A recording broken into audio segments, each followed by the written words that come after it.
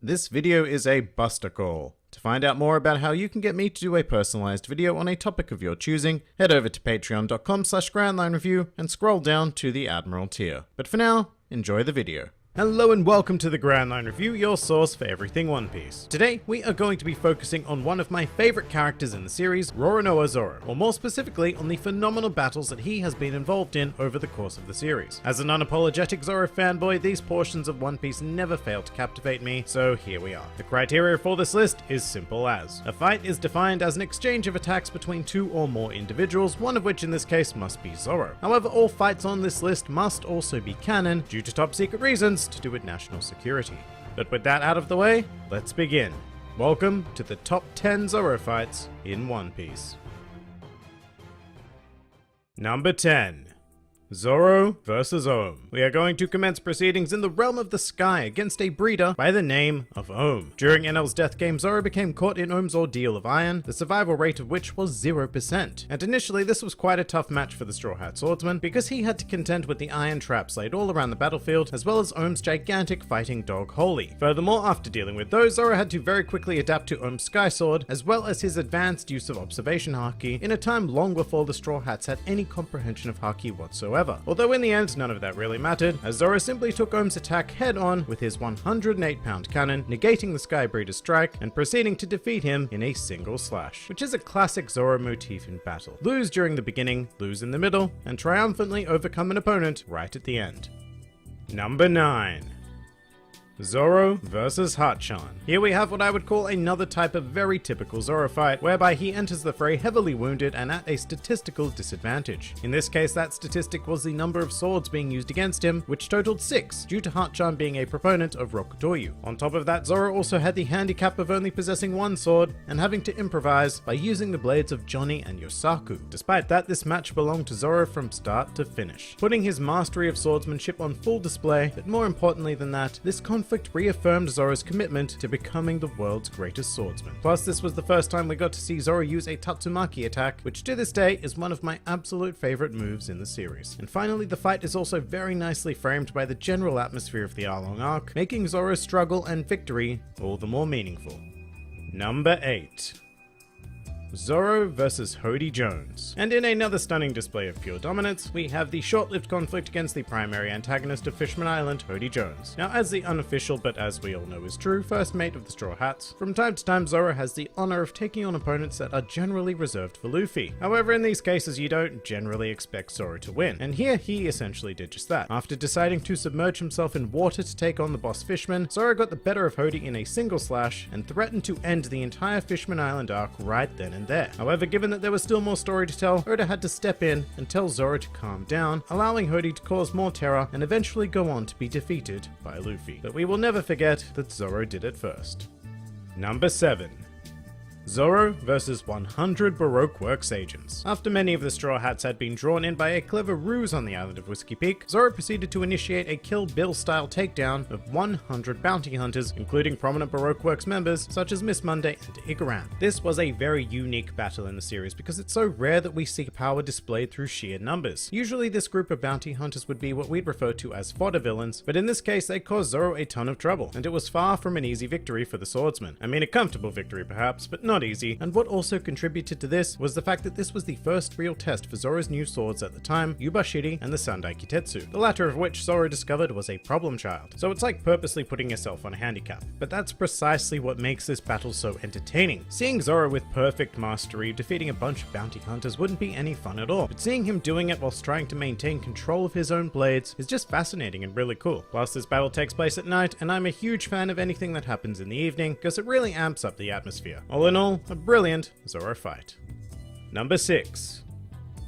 Zoro vs. T-Bone. Speaking of fights that take place at night, here is another. Although this conflict against T-Bone has an added layer of time limit in order to add further excitement. You see, the ever honorable T-Bone was standing on the tracks of the sea train in order to prevent the Straw Hats from proceeding to any slobby. And well, that's just not cool, T-Bone. Not cool at all. In response, the Straw Hats dispatched their resident demon to deal with him and clear the way, resulting in one of the fastest yet extraordinarily memorable fights in the series. It only consisted of a handful of actions, but with this sequence I would like to give huge props to the anime, who did this sequence a whole world of justice, taking the utmost of care with every action performed and elevating it into a truly memorable Zoro fight.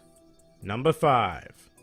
Zoro vs Kaku. Stepping straight off the sea train and into any slobby, we have the first example of a fight on this list that actually pushed Zoro to his limits. As a member of CP9 and as a proponent of four-sword style, Kaku represented a very worthy opponent, demanding everything that Zoro had available to him at the time to overcome. For the most part, this fight is brilliantly choreographed, yes, even after Kaku turns into a giraffe, which is ridiculous because who would have thought that a giraffe swordsman would look so sleek? But what this conflict really highlights is that Zoro is at his best when he is met blow for blow and forced to innovate and evolve himself, which he did rather shockingly in this case, by growing 2 extra heads, 4 extra arms, and 6 extra swords. I still don't really know what to make of Ashura, but it certainly did cap off quite an amazing battle with pure demonic style.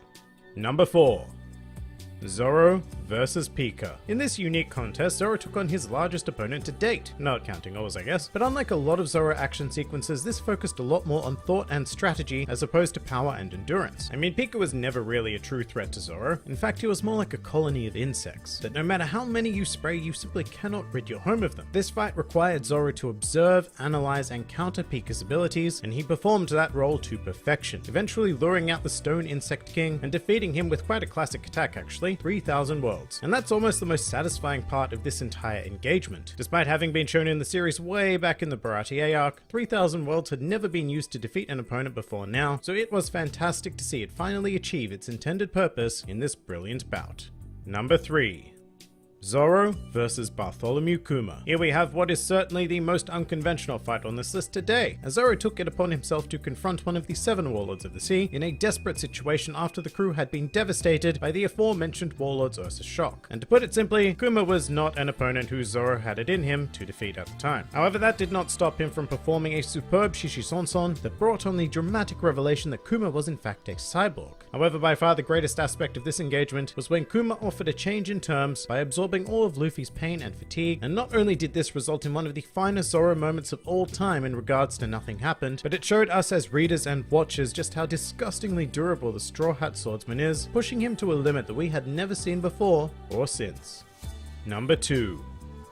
Zoro vs Mihawk. This fight stands out greatly as the only loss on this list for Zoro, not only a loss actually, but a complete defeat in every way possible, and one that was very necessary for Zoro's character going forward. This battle is what gave Zoro, and I suppose the audience, a benchmark for exactly how far he and the rest of the Straw Hats had to go in order to achieve their dreams. And even though Zoro was dominated the entire way, it was still quite a spectacle to read and watch, as this fight gradually becomes less about actually winning, and more about Zoro simply proving himself to be a worthy swordsman, which he does by eventually earning Mihawk's respect. And as a reward, we get the tiniest of glimpses of what power is like at the very top of this world, as Mihawk elects to finish Zoro using his prized blade, Yoru. And I mean, just everything about this battle made the world feel so much bigger, which is a fantastic achievement for what is essentially just an action sequence. Furthermore, it also really came to define Zoro as a character, vowing never to lose again and carrying a scar that will forever remind us of this encounter.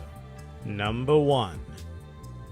Zoro vs Daz Bones. Now, Daz Bones isn't a particularly important figure in the series, but what he represents to Zoro in this battle is one of the greatest character-defining moments in the series. Due to the power of the Super no Mi, Zoro as a swordsman was up against a hard counter, something seemingly impossible to overcome that we as readers and watchers could not help but be compelled to witness Zoro's struggle to push beyond the limits of a regular swordsman. And what a struggle it was. In fact, in my opinion, this is still Zoro's hardest fought battle to this day, with him being completely decimated for a good 99% of it. But on the brink of death is exactly where Zoro would find his answer, achieving a very enlightened sense of the world around him, and as a result the ability to cut or not to cut whatever he saw fit. And with this, it was over. One strike in this enlightened state was all it took to bring down Daz Bones, and it was incredibly satisfying to see after enduring all that had happened to Zoro during the fight. This conflict in general is also one of the most well choreographed in the entire series, featuring stunning imagery that had me hooked from beginning to end. A swordsman up against an insurmountable task and pushing through it regardless. To me, this is the defining Zoro fight. But that pretty much does it for the top 10 best Zoro fights in the series. If you enjoyed this video and the content this channel produces in general,